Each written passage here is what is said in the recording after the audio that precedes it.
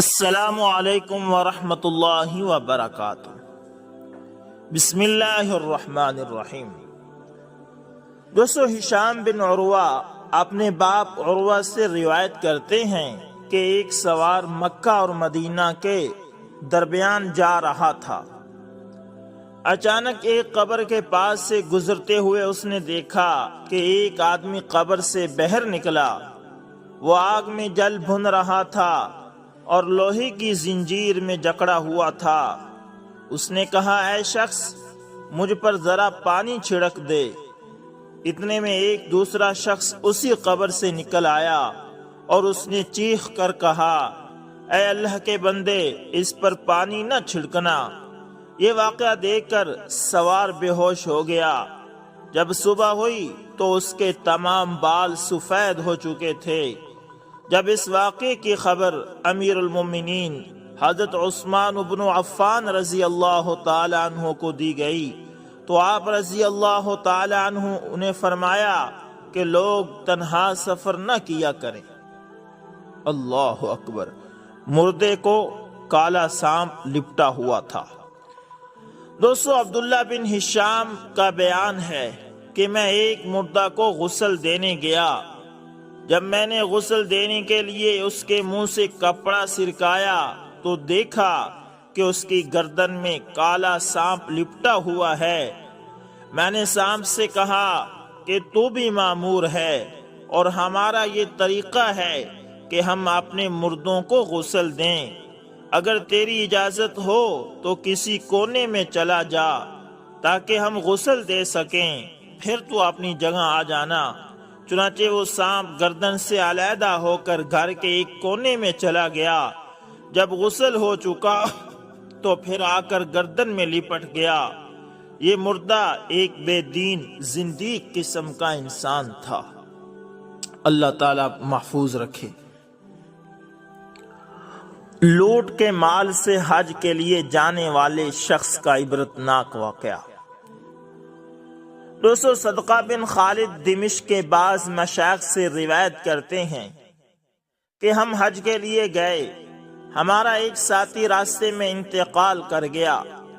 ہم نے وہاں آبادی میں سے ایک کدال عاریتاً لے کر اس کی قبر کھودی اور اس مردہ کو اس میں دفن کر دیا۔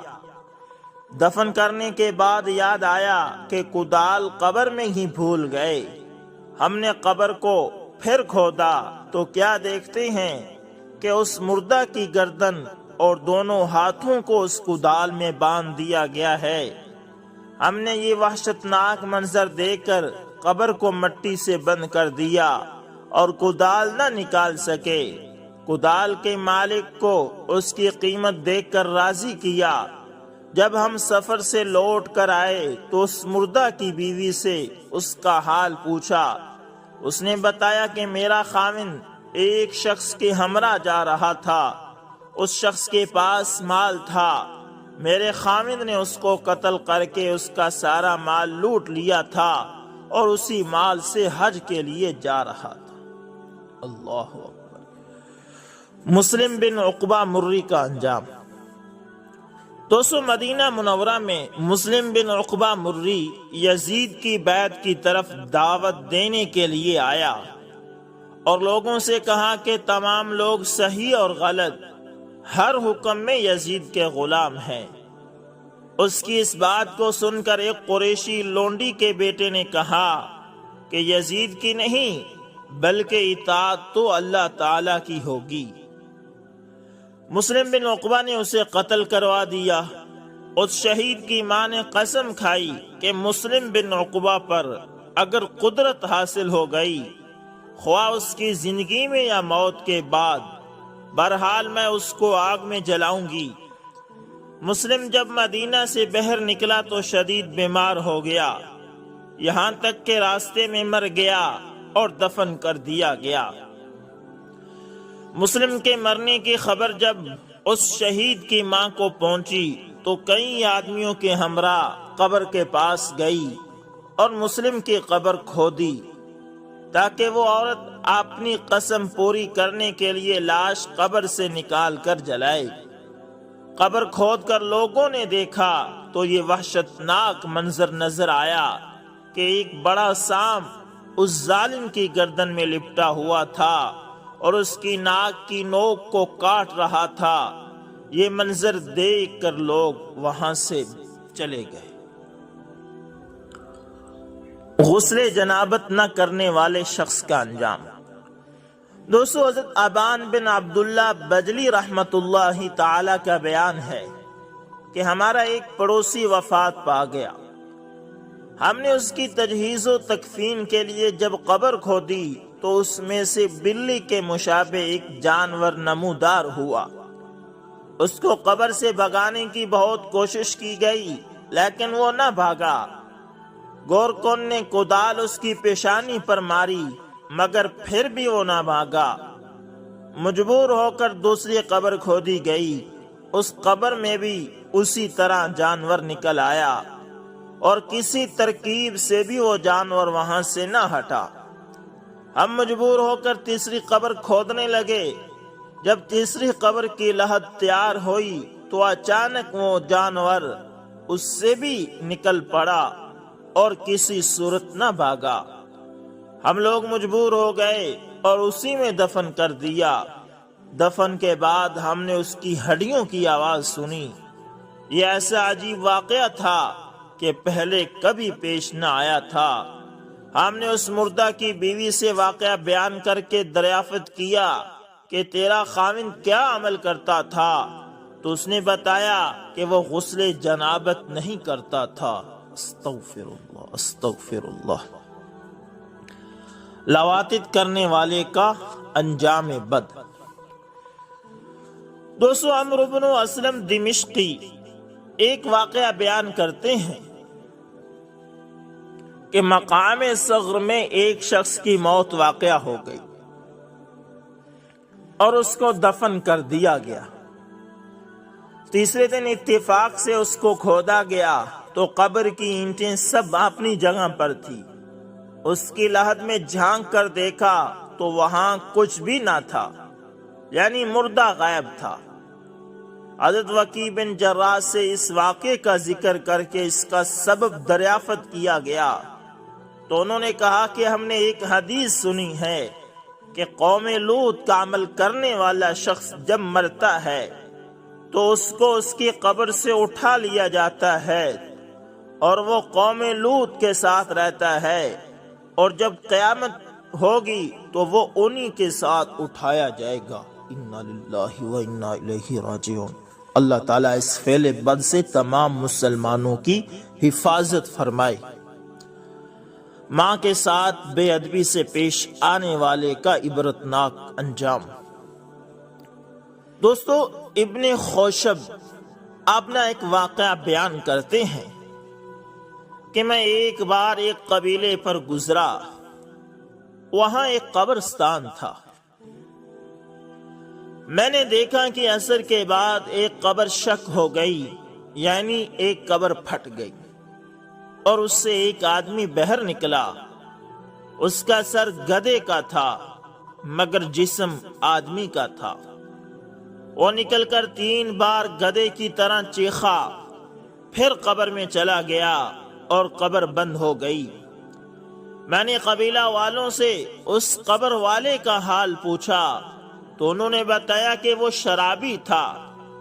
جب اس کی ماں نصیحت کرتی تو وہ کہتا خواہ مخواہ گدھے کی طرح چیختی ہے۔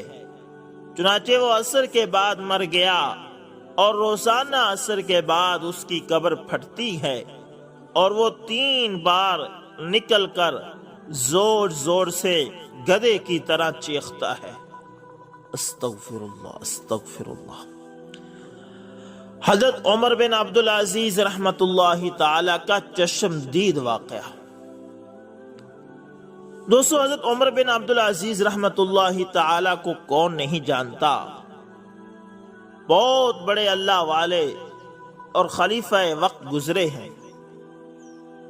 حضرت عمر بن عبدالعزیز رحمت اللہ تعالی فرماتے ہیں کہ ولید بن عبد الملک کو قبر میں اتارنے والوں میں میں بھی تھا۔ میں نے دیکھا کہ ان کے گھٹنے گردن سے لگ گئے تھے ان کا بیٹا بولا رب کعبہ کی قسم میرے والد اچھی حالت میں ہیں۔ میں نے کہا رب کعبہ کی قسم تمہارے والد کی دنیا ہی میں اچھی حالت گزر گئی۔ پھر عمر بن عبدالعزیز رحمت اللہ تعالی نے اس واقعے سے عبرت حاصل کی۔ جب عمر بن عبدالعزیز رحمت اللہ تعالی نے یزید کو عراق کا حاکم بنایا تو یہ نصیحت کی کہ اللہ تعالی سے ڈرتے رہنا۔ میں نے جب ولید کو قبر میں رکھا تو میں نے انہیں کفن میں پاؤں ہلاتے دیکھا تھا، یعنی کہ اللہ کے عذاب میں جلدی ہو گئی تھی۔ دنیا کے اندر ہی اللہ تعالیٰ کا عذاب قبر سے پہلے ہی شروع ہو گیا تھا۔ قبر کھلتے ہی خوشبو پھیل گئی۔ دوستو، 1.5 سال قبل افغانستان میں امریکہ کے خلاف لڑتے ہوئے ڈیرہ اسماعیل خان کے مجاہد قاری اللہ نواز سینہ پر گولی لگنے سے شہید ہو گئے تھے۔ بعد ازاں ان کی میت ایک تابوت میں رکھ کر ان کے آبائی گاؤں لائی گئی تھی۔ گزشتہ کچھ دنوں سے ان کی قبر کے ارد گرد زمین بیٹھنا شروع ہو گئی۔ ان کے والدین اور ورثاء نے مقامی علماء سے اجازت لی کہ قبر کو دوبارہ تعمیر کرایا جائے۔ گزشتہ رات 11 بجے چند لوگوں نے ورثاء کے ساتھ مل کر قبر کھودی تو لکڑی کے تینوں تختے بوسیدہ ہو گئے تھے، صرف نعش کے نیچے والا تختہ صحیح سلامت تھا۔ شہید کا جسم تر و تازہ، چہرہ حشاش بشاش اور زخم تازہ تھا۔ قبر کھلتے ہی خوشبو پھیل گئی۔ ان کے ورثاء نے علماء کی موجودگی میں قبر ٹھیک کر کے دوبارہ بند کر دی۔ اللہ اکبر، اللہ اکبر۔ ہورے بھاگی چلی آ رہی تھی۔ دوستو، حضرت انس رضی اللہ تعالی عنہ سے روایت ہے کہ ایک آدمی حضور نبی کریم صلی اللہ علیہ وسلم کی خدمت اقدس میں حاضر ہو کر کہنے لگا، یا رسول اللہ صلی اللہ علیہ وسلم، میرا سیاہ رنگ اور بدصورتی مجھے جنت میں جانے سے روک دے گی؟ ارشاد فرمایا، نہیں، اس ذات کی قسم جس کے قبضہ میں میری جان ہے، کبھی نہیں۔ جب تک تو اپنے رب پر یقین اور اس کے رسول صلی اللہ علیہ وسلم کے لائے ہوئے دین پر ایمان رکھتا ہے۔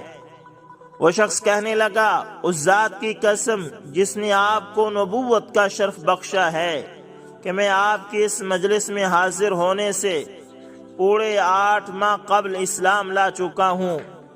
میں نے خدمت عالیہ میں موجود حضرات کو اور ان کے علاوہ اور مسلمانوں کو بھی اپنے لیے پیغام نکاح دیا، مگر سب نے میرے سیاہ رنگ اور بدصورتی کی وجہ سے مسترد کر دیا، حالانکہ میں بنو سلیم کے شریف گھرانے کا آدمی ہوں۔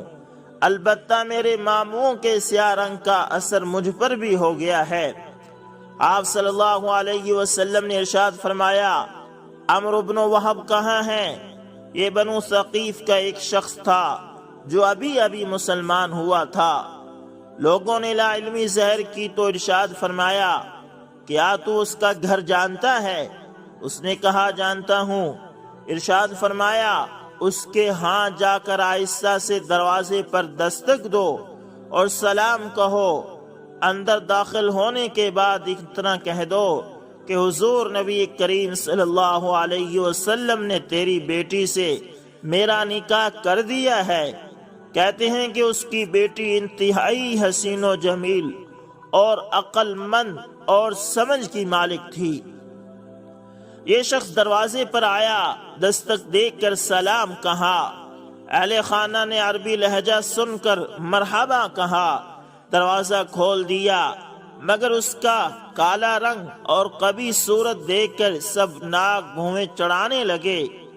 ادھر اس نے یہ بات بتائی کہ رسول اللہ صلی اللہ علیہ وسلم نے تمہاری بیٹی سے میرا نکاح کر دیا ہے۔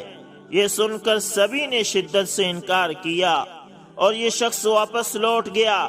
یہ ماجرا دیکھ کر نوجوان بیٹی نے اپنے والد سے کہا کہ ابا، نجات کی فکر کرو، اس سے پہلے کہ وحی کے ذریعے تمہاری فضیلت اور رسوائی ہو جائے۔ اس سے بچنے کی راہ تلاش کرو۔ اگر واقعی رسول اللہ صلی اللہ علیہ وسلم نے اس کے ساتھ میرا نکاح کر دیا ہے تو اللہ تعالیٰ اور اس کے رسول صلی اللہ علیہ وسلم نے میرے لیے جو پسند فرمایا ہے میں اس پر دل و جان سے راضی ہوں۔ یہ سن کر لڑکی کا باپ حضور نبی کریم صلی اللہ علیہ وسلم کی خدمت عالیہ میں حاضر ہوا اور پیچھے ہی بیٹھ گیا۔ رسول اللہ صلی اللہ علیہ وسلم نے اس سے مخاطب ہو کر فرمایا، تو ہی وہ شخص ہے جس نے اللہ کے رسول صلی اللہ علیہ وسلم کی بات کو رد کیا ہے؟ عرض کیا، جی ہاں، میں ہی وہ بد نصیب ہوں اور توبہ اور استغفار کرتا ہوں۔ میں نے سمجھا تھا کہ وہ شخص اپنی بات میں سچا نہیں، اگر واقعی سچا ہے تو ہم اس نکاح کو قبول کرتے ہیں اور اللہ تعالیٰ اور اس کے رسول صلی اللہ علیہ وسلم کی ناراضگی سے خدا تعالیٰ کی پناہ چاہتے ہیں۔ آپ صلی اللہ علیہ وسلم نے اس لڑکی کا نکاح 400 درہم کے عوض اس شخص کے ساتھ کر دیا اور فرمانے لگے، جا اپنی بیوی کو لے آ۔ اس نے عرض کیا، اس ذات کی قسم جس نے آپ صلی اللہ علیہ وسلم کو نبی برحق بنا کر بھیجا ہے، میرے ہاتھ میں تو کچھ بھی نہیں ہے، اتنی مہلت چاہیے کہ اپنے اقارب سے کچھ اکٹھا کر لوں۔ ارشاد فرمایا، تیری بیوی کا مہر اہل ایمان میں سے 3 شخص ادا کریں گے۔ حضرت عثمان بن عفان کے پاس جاؤ اور ان سے 200 درہم لے لو۔ انہوں نے 200 درہم سے کچھ زائد ہی دیے۔ اور حضرت عبد الرحمن بن عوف کے پاس جاؤ اور ان سے بھی 200 درہم لے آؤ۔ یہ گئے تو انہوں نے بھی 200 سے کچھ زیادہ ہی دیا۔ اور حضرت علی کے پاس جاؤ اور ان سے بھی 200 درہم لے لو، انہوں نے بھی 200 سے کچھ زائد دیے۔ انتہائی مسرت اور خوشیوں میں ڈوبا ہوا یہ شخص بازار میں بیوی کی رخصتی کے لیے سامان خرید رہا تھا کہ کانوں میں صدا گونجی، حضور صلی اللہ علیہ وسلم کا منادی آواز دے رہا تھا، یا خیل اللہ ارکبی، مسلمانوں جہاد کی تیاری کرو۔ اس نے آسمان کی طرف ایک نگاہ اٹھائی اور کہنے لگا، اے زمین و آسمان کے رب اور حضرت محمد صلی اللہ علیہ وسلم کے خدا، آج میں یہ درہم وہاں صرف کروں گا جہاں پر اللہ تعالیٰ اور اس کے رسول صلی اللہ علیہ وسلم کو اور اہل ایمان کو صرف کرنا پسند ہے۔ بس ایک گھوڑا خریدا، تلوار اور نیزہ خریدا، ایک ڈھال خریدی، پگڑی کو کمر پر کس کر باندھا، منہ پر نقاب اوڑھ لی، صرف آنکھوں کی جگہ کھلی ہوئی تھی۔ مہاجرین کے صف میں آ کر شامل ہو گئے۔ وہ آپس میں کہنے لگے، یہ اجنبی شاہ سوار کون ہے؟ حضرت علی رضی اللہ تعالیٰ عنہ فرمانے لگے، اسے کچھ نہ کہو، ممکن ہے یہ شخص بحرین یا شام کے علاقے سے دین سیکھنے آیا ہو اور تمہاری ہمت افزائی کے لیے تمہارے ساتھ شامل ہو گیا ہو۔ لڑائی شروع ہوئی تو اس نے خوب نیزے کے وار کیے، تلوار کے جوہر دکھائے، حتیٰ کہ گھوڑا میدان میں کام آ گیا تو پیدل چلنے لگا اور بازو چڑھا کر مارکے کے لیے تیار ہو گیا۔ رسول اللہ صلی اللہ علیہ وسلم نے سیاہ بازو دیکھے تو پہچان لیا۔ ارشاد فرمایا، کیا تو سعد ہے؟ جی حضور، میرے ماں باپ آپ پر قربان۔ ارشاد فرمایا، تیرا نصیب بھی سعادت مند ہو گیا۔ وہ نیزوں کے وار اور تلواروں کی مار سے دشمنوں کے کھیت کرتا رہا، حتیٰ کہ آواز آئی، سعد شہید ہو گیا۔ حضور نبی کریم صلی اللہ علیہ وسلم سیدھے اس کے پاس پہنچے، سر اٹھا کر اپنی مبارک گود میں رکھا، چہرے سے اپنی چادر کے ساتھ غبار صاف کیا اور ارشاد فرمایا، تیری مہک کیسی عمدہ اور پاکیزہ ہے، تو اللہ اور اس کے رسول صلی اللہ علیہ وسلم کا کس قدر پیارا ہے۔ یہ فرما کر آپ صلی اللہ علیہ وسلم رونے لگے، پھر تبسم فرما کر منہ پھیر لیا اور فرمایا، رب کعبہ کی قسم، یہ حوض پر پہنچ گیا۔ ابو لبابہ رضی اللہ تعالیٰ عنہ نے عرض کیا، یا رسول اللہ صلی اللہ علیہ وسلم، میرے ماں باپ آپ پر قربان، حوض کیا ہے؟ ارشاد فرمایا وہ ہاؤس جو میرے رب نے مجھے عطا فرمایا ہے، جو صنعاء یمن سے بصرہ تک چوڑا ہے، جس کے دونوں کنارے یاقوت اور موتیوں سے مرصع ہیں، جس کا پانی دودھ سے سفید اور شہد سے زیادہ میٹھا ہے، جو ایک دفعہ اسے پی لے گا پھر کبھی پیاسا نہ ہوگا۔ ابو لبابہ رضی اللہ تعالی عنہ نے عرض کیا، یا رسول اللہ صلی اللہ علیہ وسلم، ہم نے دیکھا کہ آپ پہلے روئے، پھر تبسم فرمایا اور پھر منہ پھیر لیا۔ ارشاد فرمایا کہ رونا تو مجھے سعد کے فراق کی وجہ سے آیا، اور اللہ تعالیٰ کے ہاں اس کا بلند مقام دیکھ کر جی خوش ہوا، اور ہنسی آئی، اور منہ اس لیے پھیرا تھا کہ اس کی جنتی بیویاں یعنی حوریں اس کی طرف بھاگی چلی آ رہی تھی، جس سے ان کی پنڈلیاں اور پازیب بھی کھل رہے تھے، تو میں نے حیا کے مارے ادھر سے منہ پھیر لیا۔ پھر اس کے بعد ہتھیار اور دیگر سامان کے متعلق فرمایا کہ اسے اس کی بیوی کے گھر لے جاؤ اور یہ بتاؤ کہ اللہ تعالیٰ نے تمہاری بیٹی سے بڑھیا بیویوں کے ساتھ اس کی شادی کر دی ہے۔ اللہ اکبر، اللہ اکبر۔ امید ہے ویڈیو اچھی لگی ہوگی، ملتے ہیں کسی نیکسٹ اچھی سی ویڈیو کے اندر، تب تک کے لیے اللہ